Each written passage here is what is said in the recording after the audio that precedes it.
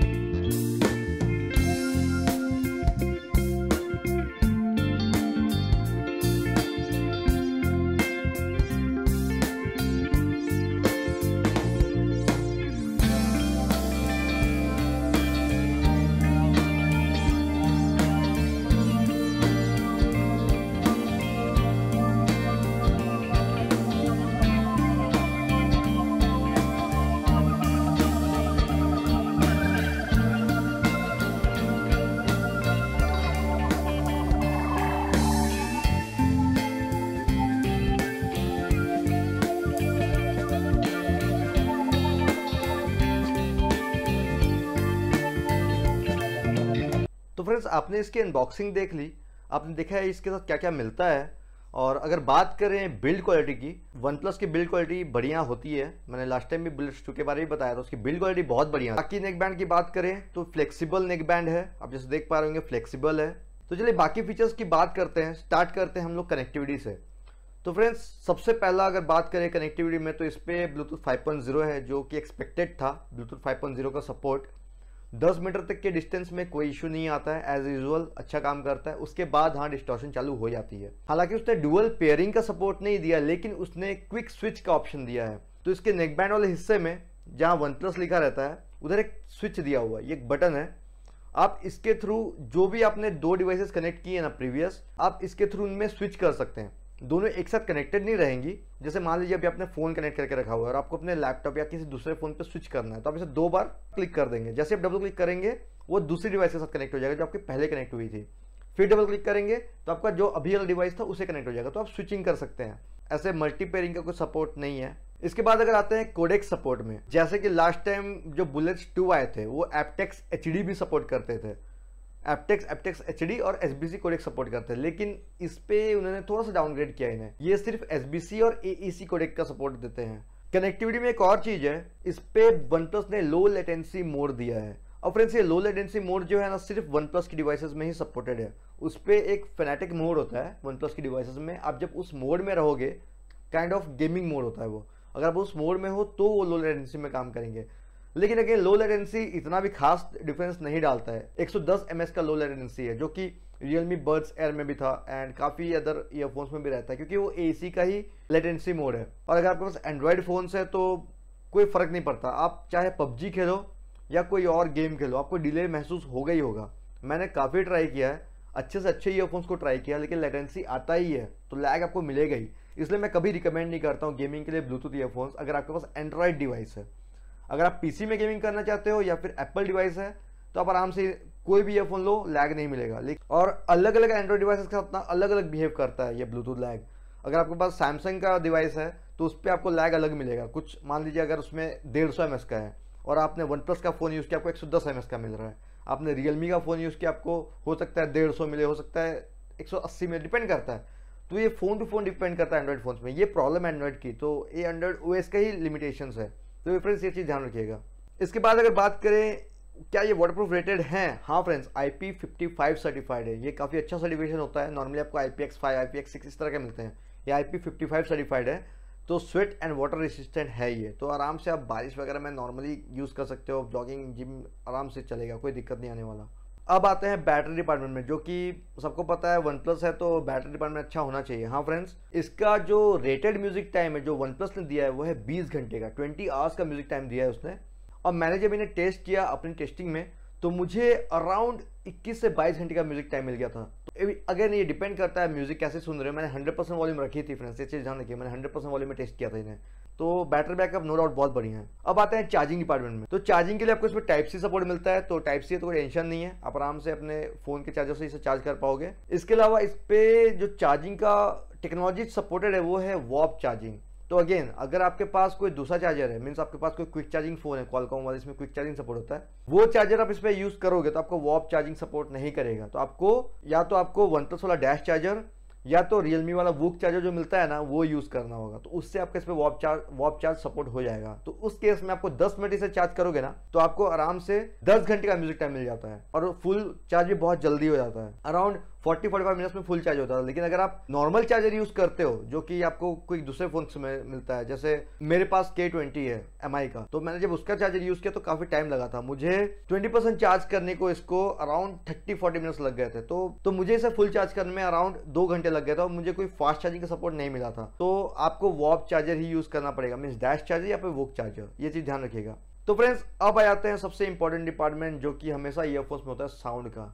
बाकी फीचर्स का कोई मतलब नहीं रहता अगर साउंड अच्छी ना हो। साउंड डिपार्टमेंट में ये बुलेट्स 2 से काफी अच्छे हैं फ्रेंड्स। हाँ फ्रेंड्स, बुलेट 2 से तो काफी अच्छे हैं। अगर मैं इनकी साउंड का सिग्नेचर बताऊं कि साउंड कैसी है इसकी, तो मैं बोल सकता हूँ बैलेंस्ड साउंड है। अगर आपको बहुत बेस हेवी ईयरफोन्स चाहिए तो ये आपके लिए नहीं है, क्योंकि मैंने इन्हें जब टेस्ट किया तो मैंने एक चीज नोटिस की कि जो 30 हर्ट्ज से लेकर 60 हर्ट्ज की जो लो फ्रीक्वेंसीज होती है ना, वो ये प्रोड्यूस नहीं कर पा रहे थे ठीक से, काफी कम था, मीन्स फील नहीं आ रहा था।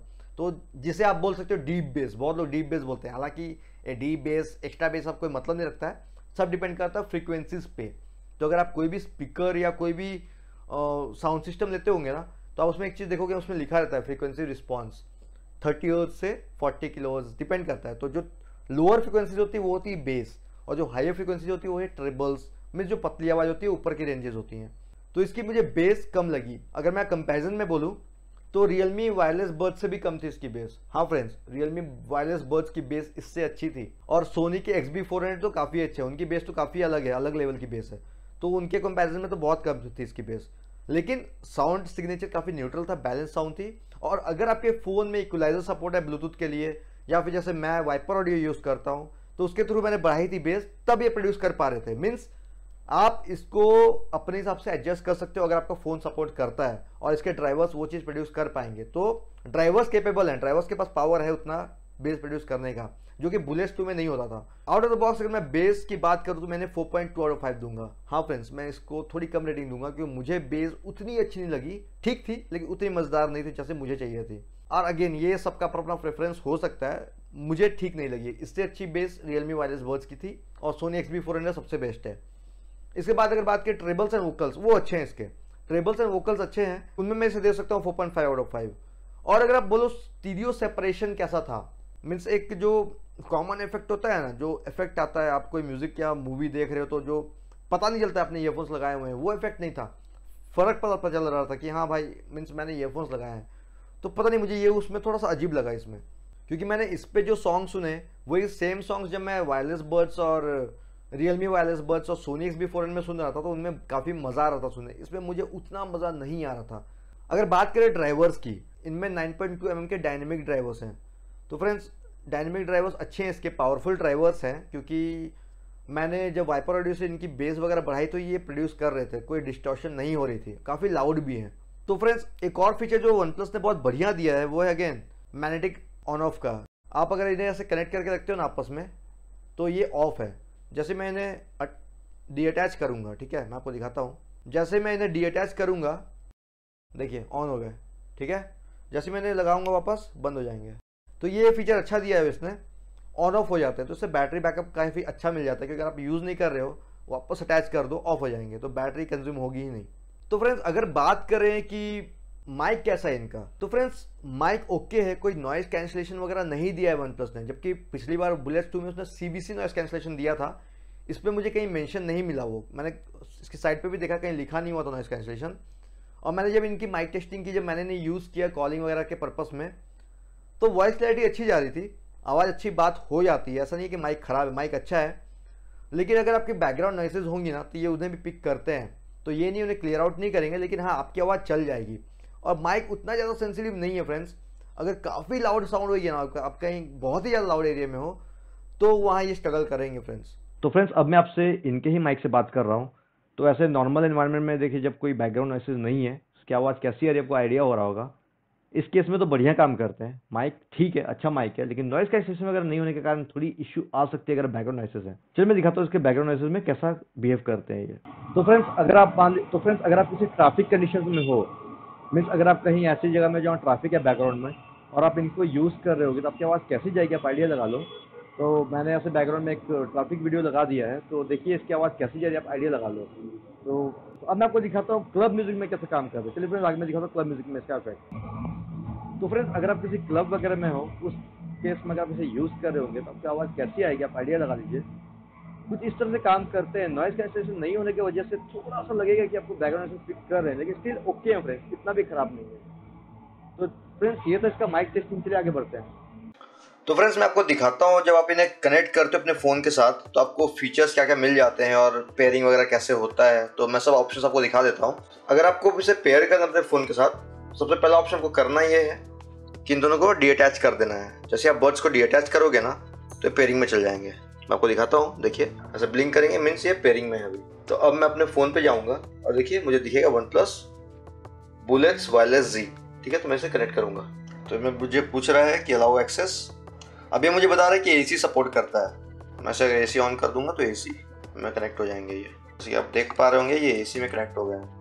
अगर आपको गूगल असिस्टेंट ऑन करना है तो इसका जो प्ले पॉज बटन दिया हुआ है आप इसे प्रेस करके रखेंगे तो देखिए गूगल असिस्टेंट ऑन हो जाएगा। ठीक है, अब अगर हम चलते हैं म्यूजिक कंट्रोल्स पे, तो अगर आप म्यूजिक सुन रहे हो फॉर एग्जांपल और आप इसे वापस अटैच कर देते हो तो देखिए पावर ऑफ हो गया इसका, ऊपर से डिस्कनेक्ट भी हो गया। देखिए मेरा ब्लूटूथ डिस्कनेक्ट हो चुका है, देखिए डिस्कनेक्ट हो गया है। तो मुझे फिर इसे डिटैच करूंगा तो वापस कनेक्ट हो जाएंगे। देखिए ठीक है, बहुत ही जल्दी कनेक्ट हो जाता है, कनेक्टिविटी में इशू नहीं है। अब अगर आप म्यूजिक सुन रहे हो फॉर एग्जांपल, ठीक है मैंने म्यूजिक प्ले की हुई है, तो अगर आप इसे अटैच करते हो तो डिस्कनेक्ट हो जाएंगे, डीअटैच करते हो तो ये कनेक्ट हो जाएंगे। ठीक है, कनेक्ट होने के लिए आपका म्यूजिक प्लेबैक स्टार्ट नहीं होगा तो आपको वापस प्लेबैक करना होगा म्यूजिक को। तो मैं इसके बटन से इसे प्ले कर देता हूँ, देखिए प्ले हो गया। अब इसके इस प्ले पॉज बटन से ही प्ले पॉज होगा, देखिए प्ले पॉज हो रहा है। ठीक है, और अगर आपको नेक्स्ट ट्रैक पे जाना है आपको इसी बटन को 2 बार क्लिक करना है। ठीक है, नेक्स्ट ट्रैक, फिर 2 बार click, next track. Previous track में जाने के लिए ट्रिपल क्लिक करना है आपको। ठीक है, और अगर आप म्यूजिक सुनते सुनते इसे प्रेस करके रखते हो तो अगेन गूगल असिस्टेंट ऑन हो जाएगा। देखिए ठीक है, तो आपको ये कंट्रोल्स मिल जाते हैं बहुत इजीली। अब मैं आपको दिखाता हूँ कि इसका जो क्विक स्विच ऑप्शन है ना, जो कि 2 फोन्स या 2 डिवाइसेस कोई भी आप कनेक्ट करके रखते हो वो कैसे काम करता है। तो मैं आपको दिखाता हूँ। अगर मान लीजिए मेरे फ़ोन के साथ ऑलरेडी कनेक्टेड थे, ठीक है ऑलरेडी ये मेरे पहले फ़ोन के साथ कनेक्टेड है। अब अगर मुझे दूसरे फ़ोन के साथ इसे कनेक्ट करना है तो मैं क्या करूँगा, इसका जो बटन दिया हुआ है ना वही क्विक स्विच बटन, उसे प्रेस करके रखूँगा। ठीक है, इस केस में क्या होगा, मेरे फ़ोन से डिस्कनेक्ट हो गए और अब पेयरिंग में चल गए। तो मैं अब जाता हूँ दूसरे फ़ोन पे, उधर भी मुझे OnePlus नज़र आ जाएंगे। देखिए मैं इसे कनेक्ट करूँगा अब। ठीक है फ्रेंड्स, अब मैं आपको दिखाता हूँ कि मैं दोनों को स्विच कैसे कर सकता हूँ। तो अब जैसे वो मेरे दूसरे फ़ोन के साथ कनेक्टेड है, तो जैसे मैं डबल क्लिक करता हूँ इस बटन को, ये पहले फ़ोन के साथ कनेक्ट हो जाएंगे। देखिए फिर मुझे बैक करके दूसरे फ़ोन पे जाना है, फिर मैं डबल क्लिक करूँगा, उधर कनेक्ट होगा। देखिए तो इस तरह से आप स्विच कर सकते हैं 2 डिवाइसेस के बीच में। तो फ्रेंड्स मैं आपको दिखाता हूँ कि अगर आप इन्हें यूज़ करते हो गेमिंग के लिए तो लैग कैसा होता है। तो मैंने इन्हें अपने माइक के साथ कनेक्ट कर लिया है। होपफुली आप लोगों को सुनाई देगा कि कैसी आवाज़ आ रही है। तो मैंने एक छोटा सा गेम है क्रॉसी रोड, इससे ट्राई करता हूँ। इससे बहुत इजीली समझ में आ जाता है कि लैग कितना है।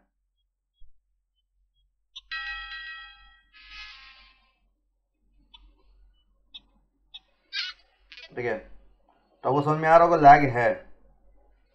मैं फिर से दिखाता हूँ, अब दोबारा आप आइडिया ले लो।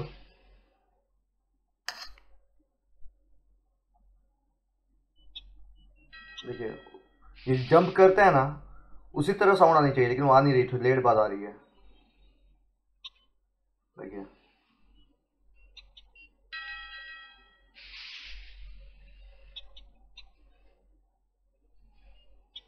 देखिए उम्र के बहुत पहले की आवाज़ बाद में आई।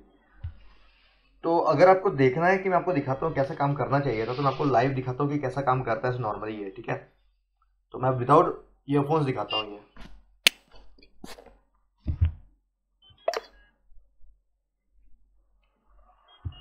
देखिए जैसे मैं क्लिक करता हूँ वैसी आवाज़ आनी चाहिए थी।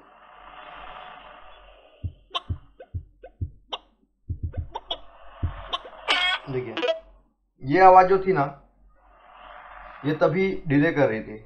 जब वो एक्सटेंड हो जाता है ना इसका, तो आवाज़ देखिए थोड़ी आगे आगे पीछे आ रही थी। अब फिर से देखो, मैं आपको मोबाइल का इंटेंस दिखाता हूँ। देखिए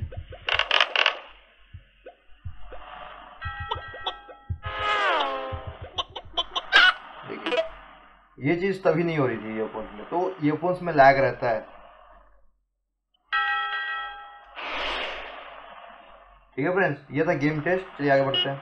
तो फ्रेंड्स अगर आप मुझे पूछो कि क्या मैं रिकमेंड करता हूँ, 1999 में तो बहुत बढ़िया है, क्योंकि बिल्ड क्वालिटी बहुत अच्छी है, प्रीमियम सेगमेंट के लगते हैं देखने से, तो उस रेंज में मैं ख़राब नहीं बोलता हूँ। लेकिन अगर मुझे बोलोगे कि मैं क्या प्रेफर करूँगा, तो मैं ये प्रेफर नहीं करके Realme वायरलेस बड्स प्रेफर करूँगा, क्योंकि उसकी साउंड मुझे ज़्यादा बढ़िया लग रही थी।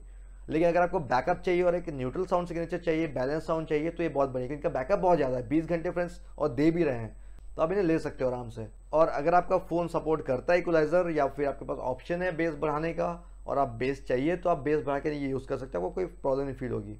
तो फ्रेंड्स ये था मेरा एक छोटा सा रिव्यू इन OnePlus के बुलेट Z का। होप आपको एक आइडिया हो गया हो कैसे हैं, आपको ये लेने चाहिए कि नहीं लेने चाहिए। तो फ्रेंड्स प्लीज़ मेरे वीडियो को लाइक कर लें, शेयर कर लें, और मेरे चैनल को सब्सक्राइब कर लेगा आपने नहीं किया हुआ है तो। Thank you friends, bye bye.